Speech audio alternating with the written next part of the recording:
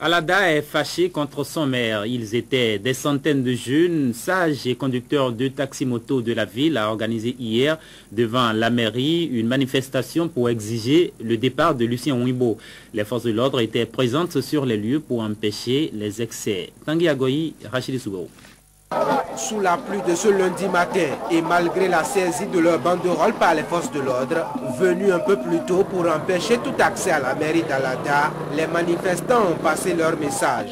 Le conseil communal est en crise depuis plusieurs mois et l'obstination de 15 conseillers sur les 19 que compte la commune pour la destitution du maire n'est que légitime.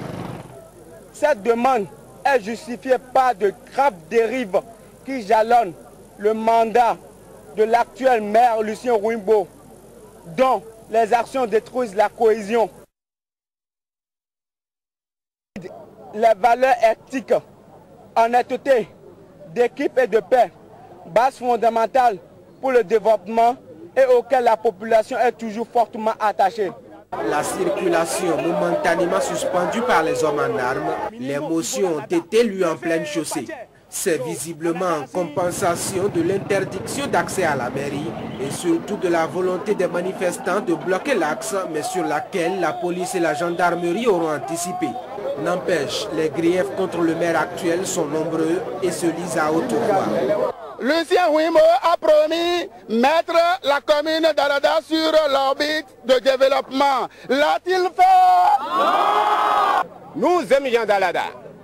Nous voulons savoir à quoi ont servi les 12 500 francs de recrutement chaque année jusqu'à présent. Fort de ces accusations, ils appellent à la tenue expresse de la séance devant statuer sur la motion de vote de défiance déposée par les conseillers dissidents. Cela tarde aux yeux de ces manifestants qui y voient d'ailleurs une complicité tacite du préfet de l'Atlantique et du littoral. Monsieur le préfet, non et non à la ruine d'Alada venant du fait des autorités que vous êtes et représentez ici maintenant. Il n'y aura pas eu de préfet sur place pourtant, ni aucune autorité pour écouter les messages. Et les manifestants sont repartis aussitôt avec cette menace de braver à l'avenir les répressions policières et autres intimidations si le vote de défiance n'a pas lieu avant la fin de ce mois d'octobre. Les policières